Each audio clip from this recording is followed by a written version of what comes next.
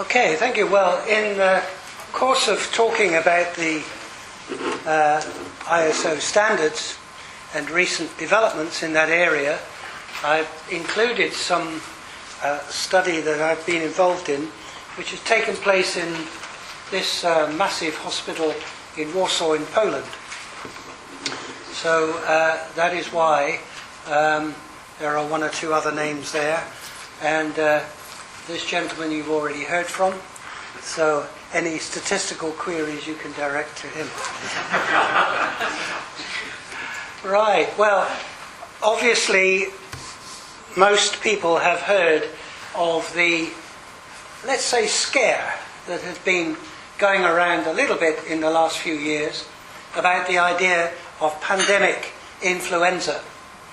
The fear that the usual cycle of influenza viruses that hit us during winter time, which can be a bit serious for a minority of the people, suddenly changes in proportion and becomes something which becomes really serious, not only on a national but an international level. And this has triggered various reactions and the need to look at what might be the implications and whether screening for this sort of thing in order to confine people more, particularly in terms of international travel, is it feasible? Well, pandemics of influenza have swept the world, and 3 times in the last century. And what is typical of them is the widespread illness and the large numbers of deaths, especially children and young adults.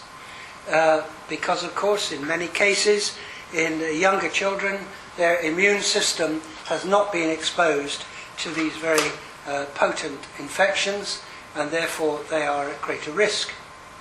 And there's rising concern that a new influenza virus with pandemic potential will emerge and spread, and so on. And history shows us that this isn't something which you can have the occasional scare and then you can forget about it, because they do come back and the whole system does work in cycles. And mutations of the HN virus continues to occur.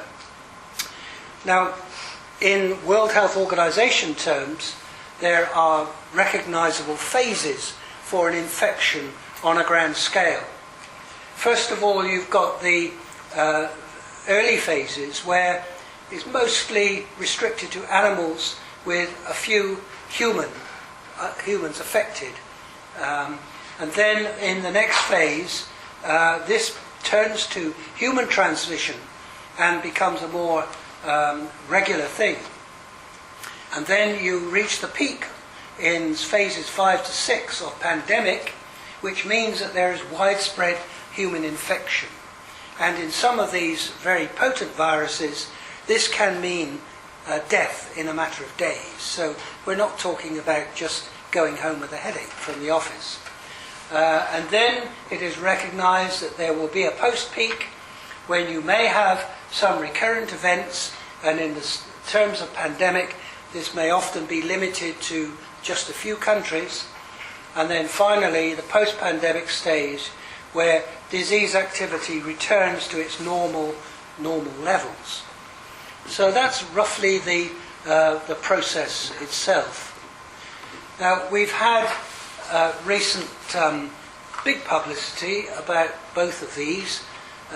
Initially it was SARS from China, but then we had this avian influenza, H5N1, which started in wild birds but then became a serious threat to domestic poultry and was confined in 30 countries in 2004 and became a bit more serious in those places, followed by human outbreaks in several other countries, and tailing off in about 2007.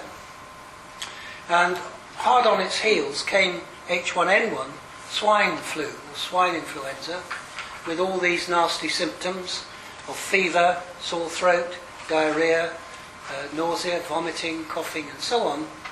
And because of the raised alert during the avian influenza phase, there was probably a much greater reaction to the risks of H1N1, and much more was being done about the preparation of various treatments and ways to take more seriously the aims at preventing cross-infection. If you look at this little map for the H1N1 by country, you can see that the size of the circle gives an idea where it's a bigger risk or bigger outbreak of 501 more per thousand. So you can see that right across the world, the Americas, the Far East, clusters in Europe, it was a problem. No doubt about that. So when the ISO Working Committee was asked to address this problem, there were many things that were looked at and considered. And I'm not suggesting for 1 minute that all of these have been answered. In fact, as we've often said between ourselves, these things raise more questions than there are answers. But first of all, you start with a definition of fever. We've already had causes to think, is that right? What is normal? What is not normal? And then in terms of mass screening, you face the challenge that contact thermometry, which can be very good, is really not feasible with large numbers of people as in an airport. The time taken for the response and the question of cleanliness, hygiene, sterilisation, goodness knows what, is just not on. So you have to look at areas of the body's surface which are readily exposed for imaging as a non-contact method, and you usually got, in people travelling, the hands and face, usually. And then on the face, the inner corner of the eyes are connected to the internal carotid artery, and it's known that the rest of the face is connected to the external carotid artery. So there is some anatomical reason for thinking that the measurement in the inner corner of the eyes could be a more useful measure. What would screening for fever be used for is another question that the Standards Committee had to address. Well, it was proposed, again arising largely from documents that were generated in the time of the SARS outbreak in China, entrances to hospitals and clinics, critical infrastructure facilities, workplaces, schools, government buildings, fire station, emergency services, public transport and so on. Pretty wide sweeping, actually, if it really was of that level of seriousness. And it was described in the ISO document that a screening thermograph should be one element of the layered screening process of those diseases associated with elevated fever. It can also play an important epidemiological role in defining the geographical boundaries of an outbreak. So this is just committee thinking about what went into the document of the final standard. What we do know is that we have very good evidence that there has been widespread inefficient use of infrared thermography in airport screening. Everything kicked off, as I said, on a bigger scale with infrared with the SARS outbreak in Southeast Asia, some 10 years ago now. That subsequent pandemics boosted interest, and from the point of view of the camera manufacturers, wonderful. Sales of cameras. That's their main interest, of course. And that, unfortunately, especially at this time, non-radiometric cameras, that means cameras which are designed for imaging but not for temperature measurement, were being sold to authorities using them in the screening process, which is nonsense. And crowd surveillance, which is widely used, in other words, sticking a camera like that projector up there on the ceiling and trying to catch people as they walk by, totally ineffective. that we know from experience has been the situation going on for some time. Here's an example of an airport in the Far East. Here's a thermal camera way up there, about 3 meters off the ground, looking at an angle across the floor at a crowd walking by. Here's a British system being advertised. They've gone a step further. They have a temperature reference source there, and they have a camera. Oh, there's the reference source, sorry. There's the camera, and the subject is asked to look at the camera, and you've got an image. But what screams out in this image is that, lo and behold, this subject is wearing spectacles. So the chances of measuring temperature in the corner of the eye are 0. These are just examples of pictures taken during the early days of the SARS outbreak with thermal cameras showing awful quality pictures of a so-called normal, but I don't think those are eyebrows, I think those are spectacles.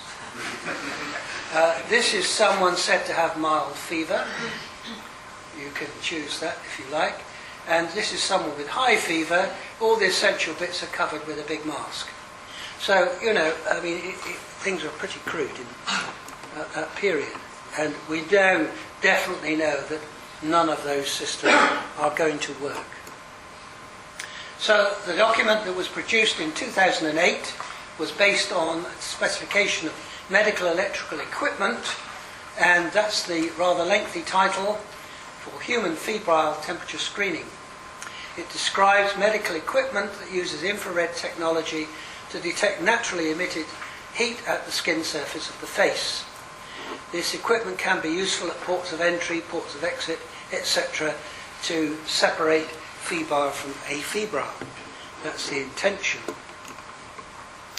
But in nowadays we have this wonderful choice of thermal imaging cameras, all shapes and sizes, from almost, I dare to say, little toys like this that might be of some use if you're looking for a hot fuse in a fuse box, but for anything else probably not much value, to various portable devices, to various fixed installations, and they're all different. And you have to know about the uniformity of the image, the stability of the measurement, the offset drift, how good is it in its calibration, what is its resolution, and this calls for proper preparation for both the installation of these cameras, how they're brought into use, how they are maintained, and the training of the people who are going to drive them. So far, much of that has not been addressed. So the ISO committee also looked at the improved performance of cool detector cameras, but realised that they have a limited life. And since the camera installation in this sort of thing could be continuous monitoring for up to 20 hours a day, they recommended that an uncooled camera may be better, provided an external reference source is there. So if you are a manufacturer and you're going to generate or produce a camera that you might want to sell to an airport authority, there are all sorts of things that this document would tell you about. It does actually give you minimum standards of performance, and the practical design issues for an installation are left to the manufacturer. For example, each subject must be positioned correctly for a full facial thermogram in the shortest possible time, not walking by at 90 degrees to the camera, because you want to measure the temperature here. So that means coming right up to the camera, standing still in front of it, and then the image is taken. Totally different. How will height changes be made? Somebody comes along on a wheelchair, the next person is 2 meters tall. Does the camera have to move? Does the subject have to move? You know, it is recognised that a subject sitting usually requires less height adjustment than a subject standing, but use of a mirror might be needed, software aid to correct full facial alignment. All these things have to be developed properly before you would have a semi-automatic system for an airport screening. And then a second document came along about 6 months later, which was the practical one, which was about the deployment, implementation and operational guidelines for using it. So this particular document is really the handbook for the user. How to choose and purchase the right camera, how to install it, how to train and maintain the personnel to deal with it and keep all the right records and so on. So this one is a very practical one. The initial one is more about the design of a camera. So, for example, in this document, the responsible organisation, that means the person that's buying and going to use the camera in screening, is called upon to study these documents and deal with the procurement from a reliable source, not just necessarily the rare company no one's ever heard of who offers you the best deal. Correct installation, undertake or provide operator training, set up supervision and maintenance, establish traceable records, very important, and liaise with public health authorities. Now that's quite a lot to take on. And there are other requirements listed in this document, requirements of the operator. They play a key role. Hence the importance they're sufficiently trained. They should be proficient in recognising the proper alignment and the positioning of a person in the thermogram. They should be able to operate the machine and recognise common systems problems or faults and know when to alert the responsible organisation. That's not your average security chap who is used to pressing the button on an X-ray machine when your suitcase goes through. Not the same thing. And the operator should be familiar with the workflow, the safety issues, and the required protocols, and respond in an appropriate manner. So there are many things, and many things I haven't mentioned at all, which are there. And it's quite possible that this particular document has scared everybody away. I don't know. But certainly it's not to be taken lightly. Now, in the document we were asked to produce some images to show the correct and incorrect use of this, and some of you in the room will already know and recognise that you've already heard from the subject in this picture. We'll meet him in Porter. But this shows you, for example, that you can get, under the correct conditions, here's the reference source, you can get pretty close agreement by looking at the maximum temperature of the inner corner of the eye, that as soon as you start to rotate the head, things will of course change, and if you do the wrong things like spectacles or a face mask or a hat on, or all sorts of things you can do, that can completely screw up the whole thing and is not permitted. Examples of properly positioned individuals. Here's a normal, and these are children from our study in Poland. Here's a normal AFEBRILE male, coming out at about 36.6, external temperature there of 35. Here's one with fever, and these temperatures are raised, in this case 37.9, 38.4. And here is a female individual.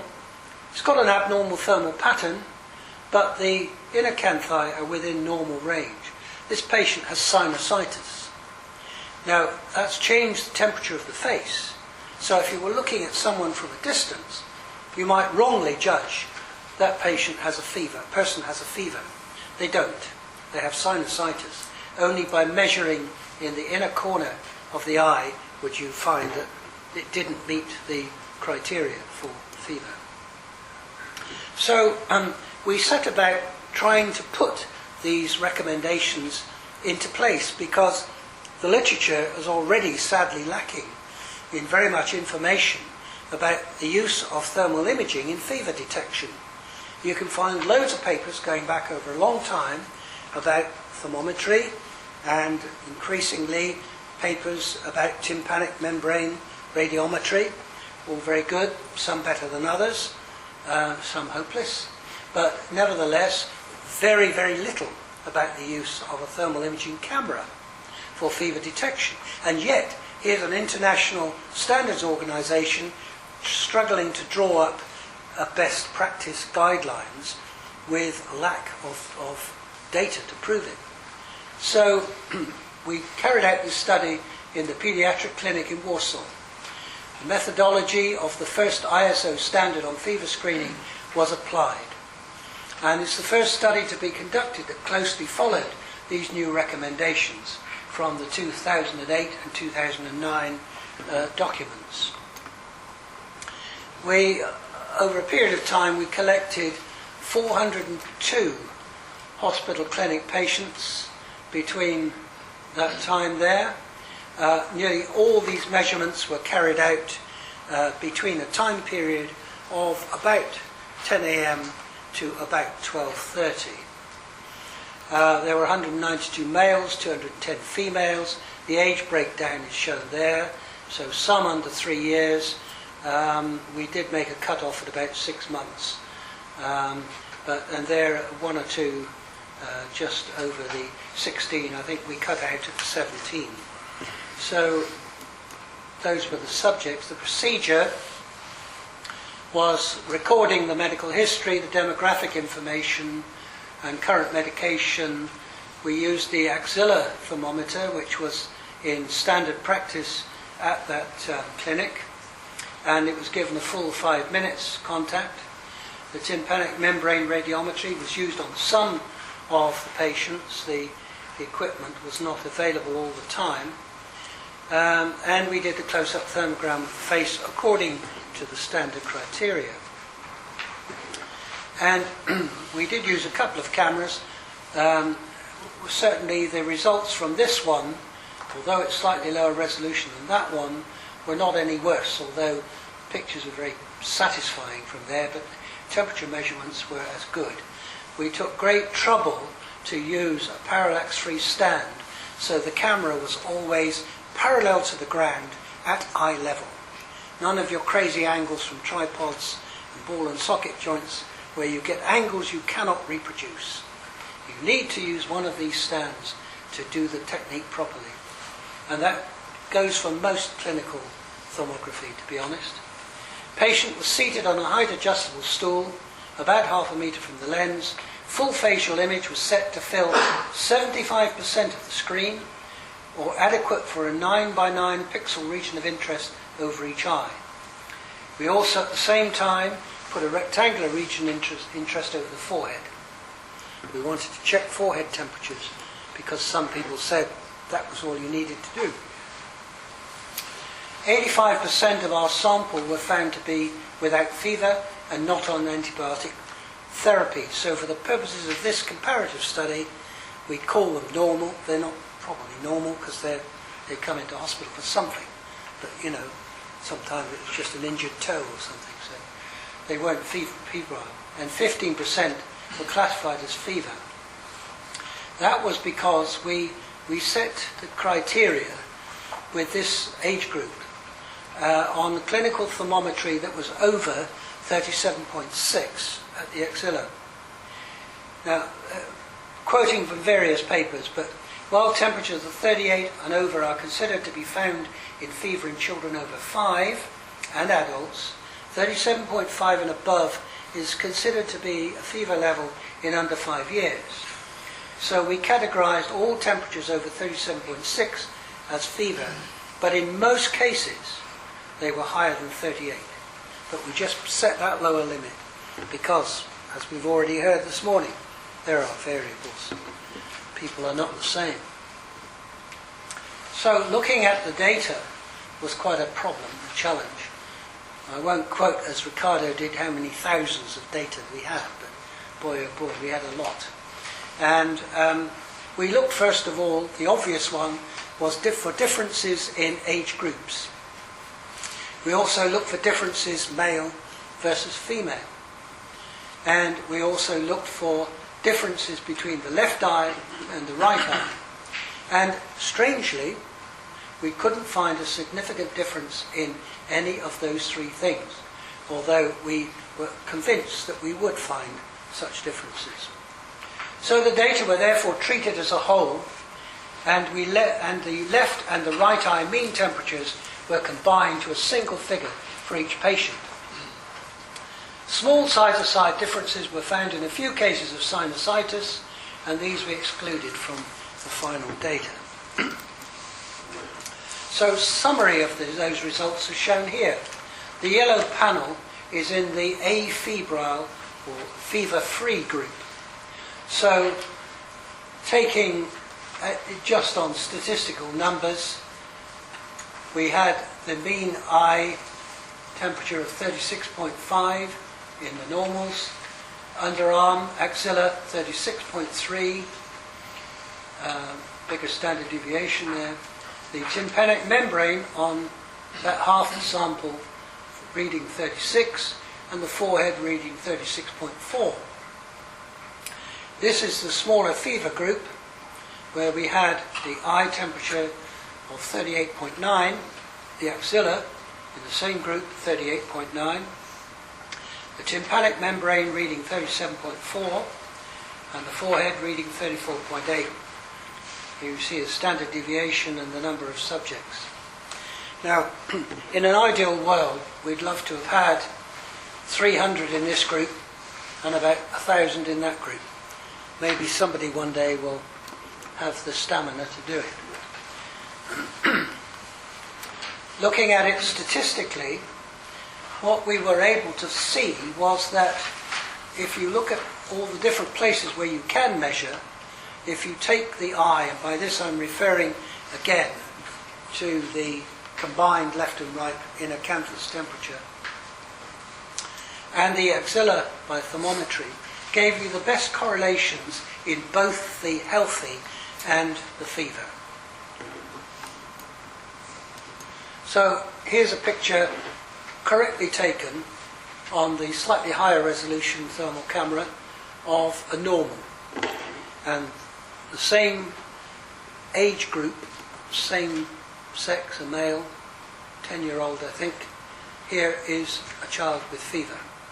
And if you get the technique right, the differences are very, very obvious and statistically important.